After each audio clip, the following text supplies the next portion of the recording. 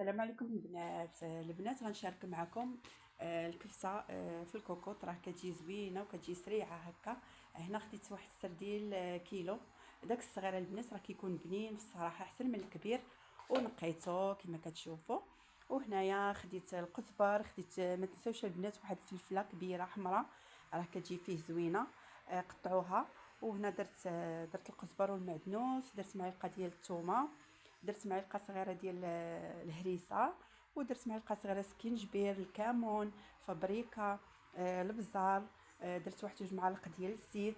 طحنت كلشي في الهاشوره البنات، وخديت الكوكوط درت فيها واحد 2 مطيشات، ونفس التوابل اللي درت في الحوته البنات درتها في الكوكوط. وما تنساوش واحد المعلقه ديال الروز. وهكايا درتو كويرات، ودرت مع واحد 2 فليفلات. وهذا هو الحوت كواري كيجي في الكوكوط، كيجي يا سلام. ما تنساوش ليا اللايك.